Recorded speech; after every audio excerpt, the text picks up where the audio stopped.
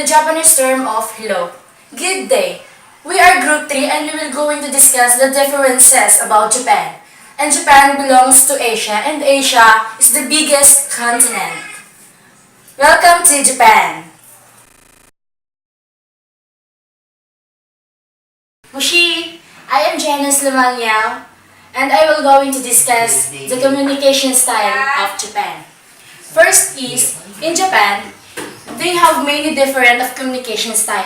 Just like for example, when they tell their feelings on someone they are, depends to their facial expression, tone of voice, and posture. It is because for them, they can express their feelings through this way. And the other one is, their communication style is, they usually use non-verbal communication than verbal communication. It is because for them, every word you can speak have several meanings. Depends on what your pronunciation is. When we say non-verbal communication, it is full of posture and expression without speaking. The other one is every context of what they are saying can affect the meaning of the words.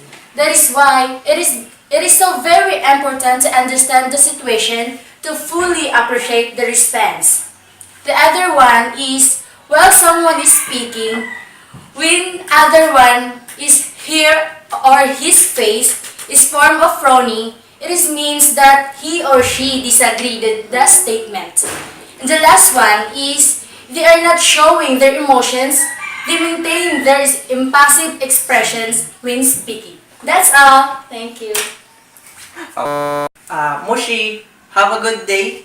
I'm Gina Sabanel. For now on, I will discuss about some knowledge and traditions in Japan. For example, in Japan, they celebrating the cherry blossoms in every summer and also in every meeting. Especially, they give cha or tea. It means a good welcome and respect to visitors.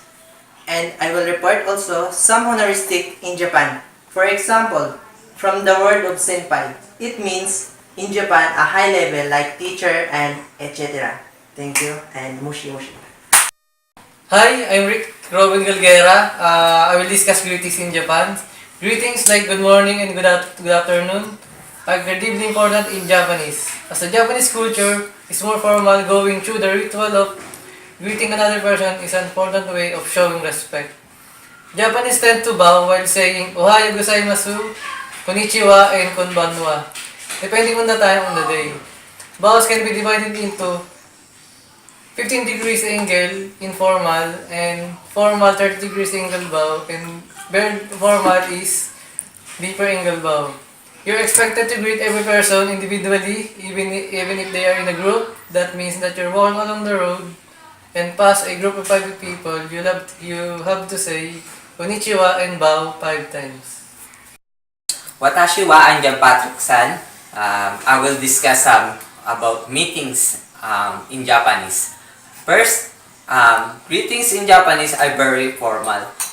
Very formal because Japanese have most respectful people.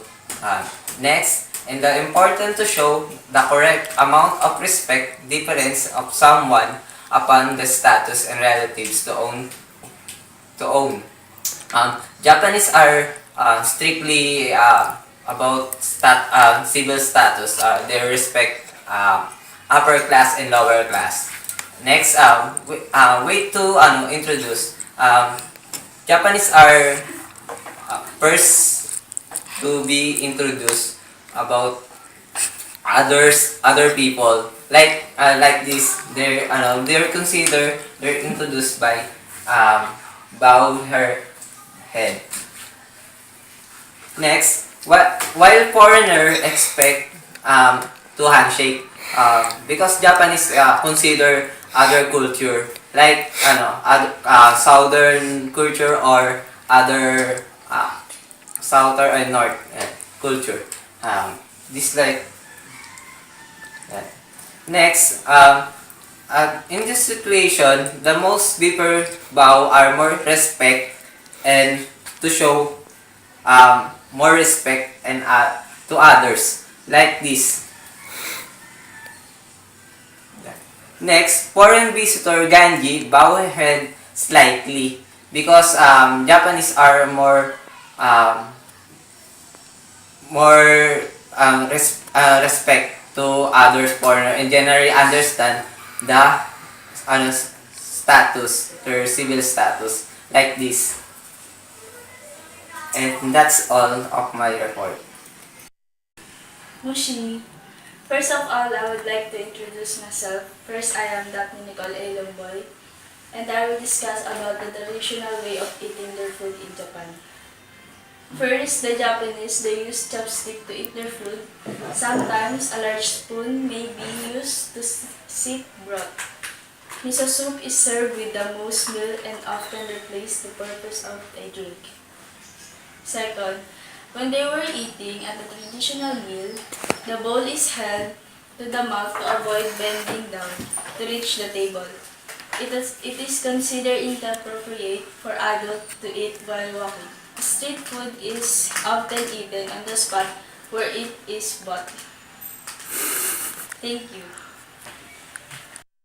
I'm going to discuss about the religion in Japan. So many Japanese say that they are really a devoted version. However, nearly everyone in Japanese society is still engaged in performing religious practices or rituals. So those practices is based in their two major religions, which is the Shinto and Buddhism.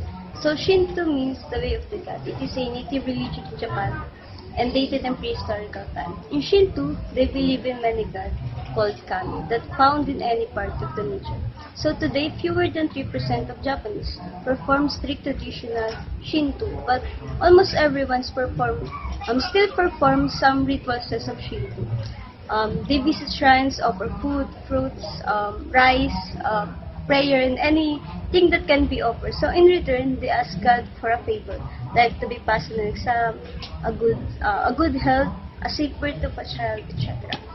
The second religion is Buddhism. So in Buddhism, it has more elaborate set of beliefs than Shinto, but has a complicated view about humanity, about God, about life and death. So in Buddhism, they believe that a person can obtain a perfect peace and happiness by leading a life of virtue and wisdom. They also stress about the unimportance of the worldly things. And in 80s and 90s, that's where the new religion developed. So many of those religions is based or just a combination of Shinto, Buddhism, and in some case, Christian. And in addition to that, a small percent of population of Japanese is Christian. Konnichiwa minasan. Watashi wa omae wa Noel desu. Or it means, hi everyone, my name is Noel. I am here to explain the Japanese honorifics. The Japanese language uses broad array of honorific suffixes to referring or addressing to people. San is the most commonplace honorific and is a title of respect typically used between equal of any age. In English, of san is Mr., Miss, etc. For example, Mr. Noel. In Japan, it will be Noel-san. Sama is more respectful version of san. For example, the waiter and customer. So, the sama there is customer. Kun is generally used for voice and it is used mostly by senior citizen or senior status. For example, teacher and the student. The teacher will call the student by his name and added by kun. Chan is used for babies and tan is the mispronunciation of chan. And bo is used for baby boys and young boys. Family patterns have changed over decades from multi-generational to typical nuclear family. When we say multi-generational, it means your grandparents were living in the same roof and the woman should shoulder it. And when we say typical Nuclear family, it means two parents and the children only. Reducing the power of men in the family and greater legal rights for women. This is the meaning of multi-generation family. Their grandparents are living in the same roof. Long time ago, the tradition of the Japanese is arranged marriage where the groom and the bride are selected by their families, but now is based upon mutual attraction.